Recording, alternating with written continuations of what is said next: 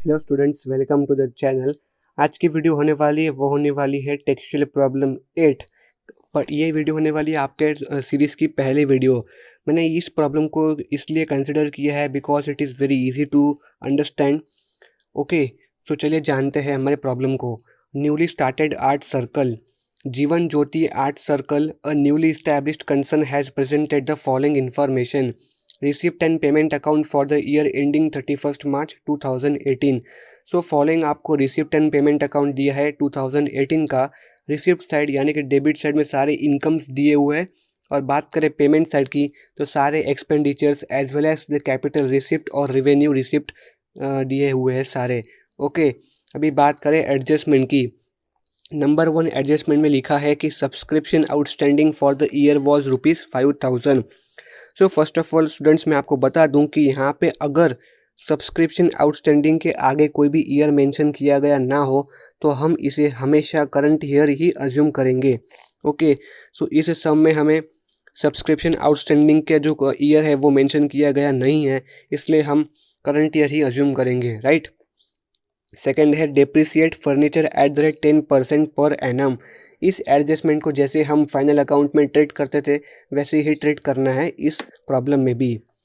Adjustment number 3 की बात करें तो यहाँ पे लिखा है कि full amount of admission fee and 50% of donation are to be capitalised. Full amount of admission fees को कैपिटलाइज करना है, मीन्स यहाँ पे जो एडमिशन की फ़ीस दी है यानी कि 22,000, इस पूरी अमाउंट को हमें सिंपली कैपिटल फंड में ऐड कर देना है, बाकी कुछ भी नहीं करना है। और आगे की बात करें तो यहाँ पे लिखा है 50% donations are to be capitalised. जो डोनेशंस की वैल्यू दी है वो दी है 18,000। उसमें कहा है कि जो 50% की जो डोनेशंस है वो कैपिटल फंड में ऐड कर दो, यानी कि जो 18,000 में से जो 50% है यानी कि 9,000 कैपिटल फंड में ऐड होंगे, और जो बाकी के 9,000 है वो as it is donation fund में ही ऐड करेंगे। ओके, सो इसका कंसेप्ट यही है बेसिकली।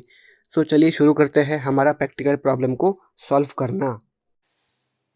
तो स्टूडेंट्स चलिए शुरू करते हैं हमारा प्रैक्टिकल प्रॉब्लम। सो यहाँ पे सबसे पहले जो दिया है रिसिप्ट साइड में वो है एडमिशन फीस। सो यहाँ पे आप थर्ड एडजस्टमेंट में देख सकते हैं कि यहाँ पे लिखा है कि full amount of admission fee is to be capitalised, यानी कि जो एडमिशन फीस है उसकी पूरी अमाउंट हमें कैपिटल फंड में ऐड करनी है। अभी आपको देखना है कि कैपिटल फंड दिया है कि नहीं। सो इस सम में कैपिटल फंड का कोई भी रेफरल दिया नहीं गया है, इसलिए तभी भी आपको यहाँ पे कैपिटल फंड लिखना है। अगर कैपिटल फंड नहीं दिया होगा तभी आपको यहाँ पे डैश डाल देना है। ओके, सो यहाँ पे हम लिखेंगे ऐड एडमिशन फीस।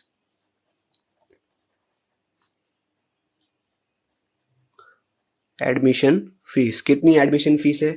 22,000। सो हम यहाँ पे लिखेंगे 22,000। फिर आउटर इनर कॉलम में ही लिखेंगे 22,000। ओके, सो ये था एडमिशन फीस। फिर है सब्सक्रिप्शन। सब्सक्रिप्शन दिया है हमारा 40,000। सो इनर कॉलम में लिखेंगे 40,000। फिर डोनेशन में भी दिया है। डोनेशन हमारा कितना है? 18,000। इनर कॉलम में लिखेंगे बिकॉज एडजस्टमेंट है। सो अभी देखते हैं कि यहाँ पे लिखा है थर्ड एडजस्टमेंट में 50% donation are to be capitalised.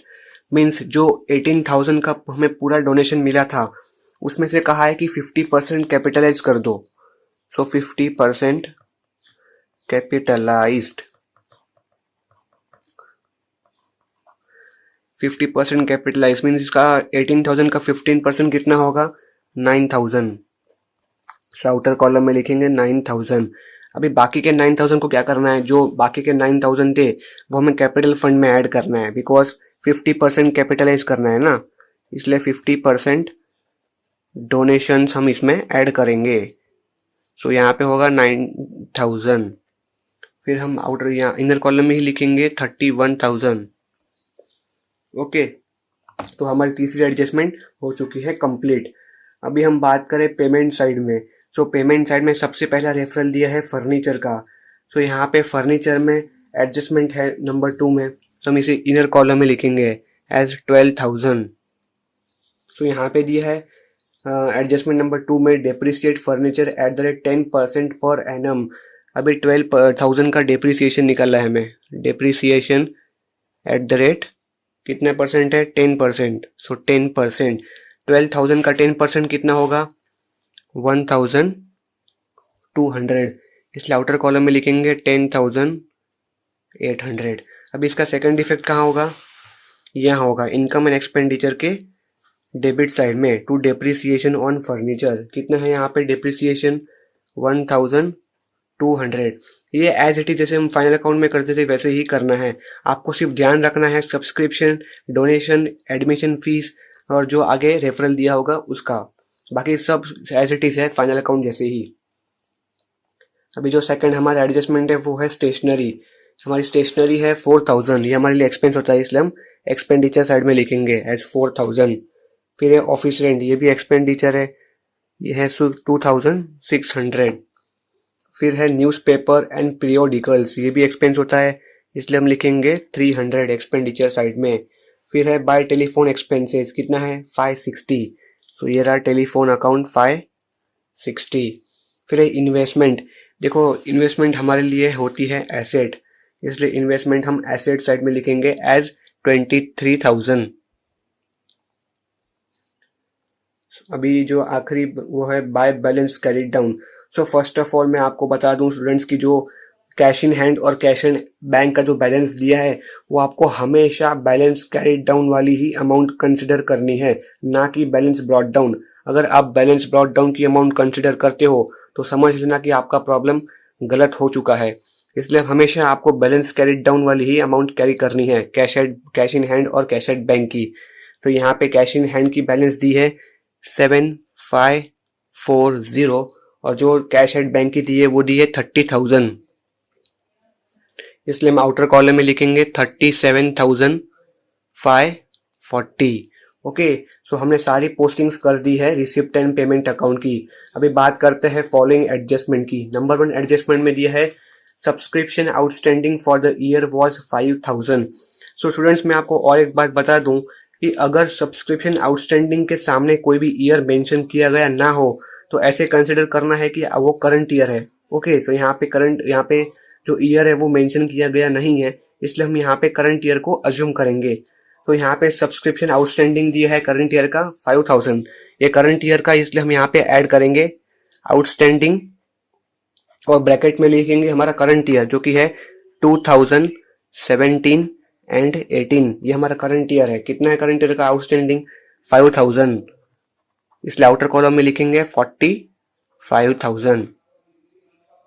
अभी जो आउटर इसका सेकंड इफेक्ट होगा वो होगा यहाँ पे, क्या होगा? Outstanding subscription receivable. Outstanding subscription receivable कितना है हमें रिसीव करना है? हमको 5,000, इसलिए 5,000 लिख देंगे। सो हमारा सारे के सारे जो एडजस्टमेंट है वो हो चुके हैं कंप्लीट। अभी अब क्या करना है देखिए, आपको इनकम एंड एक्सपेंडिचर साइड में आना है। अभी आपको देखना है कि कौन सी साइड बड़ी है।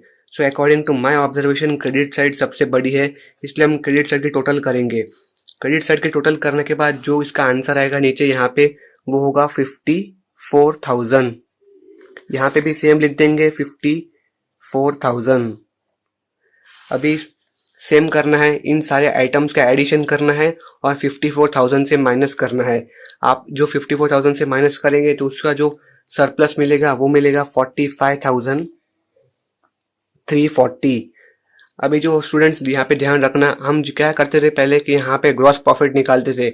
अगर यहाँ पे प्रॉफिट होगा तो हम सरप्लस लिखेंगे, अगर लॉस होता है तो यहाँ पे हम लिखेंगे बाय डेफिसिट। ओके, ये सेम प्रोसीजर है। अभी क्या करना है, अगर सरप्लस आया तो यहाँ पे कैपिटल फंड में ऐड करेंगे हम। ओके, तो हम यहाँ ऐड करेंगे सरप्लस। कितना है सरप्लस हमारा? 45,340। अभी 31,000 और 45,340 को ऐड करेंगे तो इसका जो आउटर कॉलम में वैल्यू आएगी वो आएगी 76,340। तो यहाँ पे अभी देखिए यहाँ पे कोई भी आइटम दी गई नहीं है, इसलिए जो हमारा बैलेंस शीट टैली होगी वो होगी 76,340 से ही। ओके, यहाँ करें 76,340। अभी यहाँ पे भी आप टैली करोगे तो इसका भी आंसर आएगा 76,340। तो ठीक है जो दोस्तों ये था सबसे इजी प्रॉब्लम आपके टेक्सचुअल का। ओके, सो वापस हम एक बार रिवीजन कर लेते हैं। देखिए, सब्सक्रिप्शन आउटस्टैंडिंग करंट ईयर का दिया था, यहाँ पे कोई भी ईयर मेंशन किया गया नहीं हो तो आपको अज्यूम करना है कि वो करंट ईयर है, इसलिए करंट ईयर सब्सक्रिप्शन था 5000। इसका सेकंड इफेक्ट हमने एसेट साइड में लिखा बिकॉज हमको रिसीव होना है, इसलिए आउटस्टैंडिंग सब्सक्रिप्शन रिसीवेबल एज ₹5000। अभी बात करें एडमिशन फीस की, यहाँ पे लिखा था कि एडमिशन फीस की जो पूरी अमाउंट है वो पूरा कैपिटलाइज कर दो, इसलिए हमने कैपिटल फंड में पूरी एडमिशन फीस को डाल दिया। अभी यहाँ पे लिखा है कि 50% डोनेशंस को भी कैपिटलाइज कर दो, 50% एज इट इज रखो यहाँ पे, और बाकी के 50% है वो कैपिटल फंड में ऐड कर दो उसको। ओके, सो इसका यही कंसेप्ट है। अब ये जो हम जो पहले करते थे फाइनल अकाउंट में वैसे ही करना है, एडिशन करके इसको जो कौन सी साइड बड़ी है उसका टोटल करना है, इनकी एडिशन करनी है और सरप्लस निकालना है। सो और एक बात, अगर सरप्लस हुआ तो हम यहाँ पे लिखेंगे टू सरप्लस, अगर डेफिसिट होता है तो हम यहाँ पे लिखेंगे बाय डेफिसिट। और सबसे इम्पॉर्टेंट, अगर सरप्लस होता है तो हम कैपिटल फंड में सरप्लस को ऐड करेंगे, और अगर डेफिसिट होता है तो हम कैपिटल फंड में सरप्लस को माइनस करेंगे। Okay, is that clear to you? So ये सारा कंसेप्ट था इनकम एंड एक्सपेंडिचर का। सो चलिए हम बढ़ते हैं हमारे नेक्स्ट वीडियो में, जो कि होने वाली है इसके ही टेक्सचुअल प्रॉब्लम की।